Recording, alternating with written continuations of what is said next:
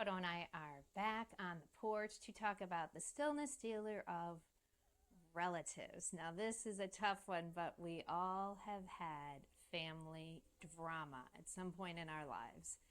And so I hope some of these tips and things I've learned will help you. And the first one is setting expectations, setting realistic expectations. For example, relationally, if you're not living with people on a regular basis or around relatives and you get together for a family reunion for more than several days in a big house, 20 some people, it's probably not setting a realistic expectation or setting you up for success. Trust me. Another thing is spiritually. If someone is not walking with the Lord or on the same page with their faith, don't expect them to embody the fruit of the Spirit of love, joy, peace, patience, kindness, goodness, gentleness, self-control. Again, setting a realistic expectation. We also, especially with bigger families, when there's conflict and different personalities, need to set boundaries. And I have a great resource. If you don't have this book is valuable for any relationships because people are difficult and we have growth as well. We've all sinned and fall short of the glory of God. And I love what it says in the very beginning of this book. It says, the concept of boundaries comes from the very nature of God. God defines himself as a distinct, separate being, and he is responsible for himself. He defines and takes responsibility for his personality by telling us what he thinks, feels, plans, allows, will not allow, likes and dislikes. And we are born in God's image. And so these apply to us, these principles of boundaries. And there's just so many wonderful tips in here. And I also wrote a story called Unconditional Love, Conditional Relationships. And I put it in the link below because relationships are conditional and they begin with a bond of trust. And when that trust is broken, it's difficult to have a close relationship. And so the third thing that I've learned is you have to forgive when there is brokenness. And I love the biblical story of Joseph. It's found in Genesis. And it was over 20 years before he was able to forgive and reconcile with his brothers. But only after they repented. And he tested them to see that they had changed, that he could trust them again. So you forgive people, you lift the burden, you give it to God, you wish them well, but the relationship still may not be restored.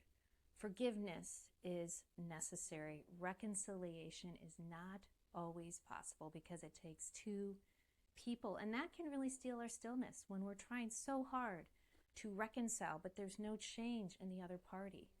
And so the most important thing is to focus on you and be the best person and work on your sinful behavior and your areas of growth.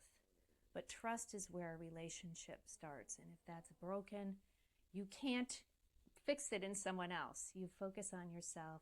And number 4, you pray. Pray.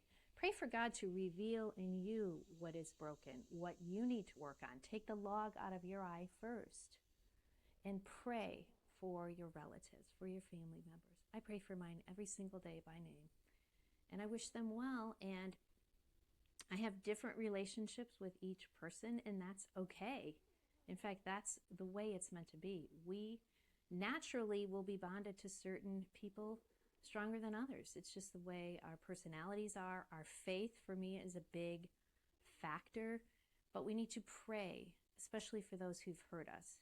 And I always think of the phrase, hurt people, hurt people. So I really pray for the brokenness in families that I know of. I know so many broken families.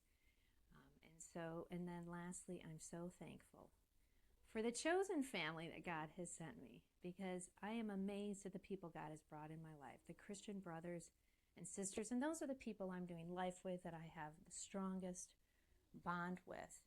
And I just love the story of Jesus that we've been talking about this week, and how learning how his brothers and sisters, he had sisters too, by the way, were not there for him. We're not supportive of his ministry. There was only James and Jude after he died joined the movement.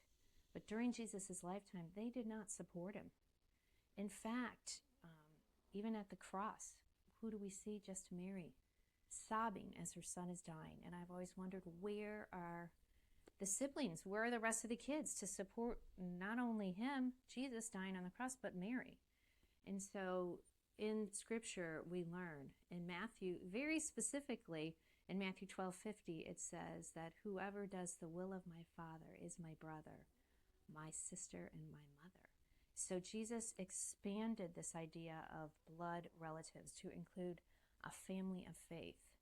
And so I'm so grateful for my family of faith, for my chosen family that God continues to send me.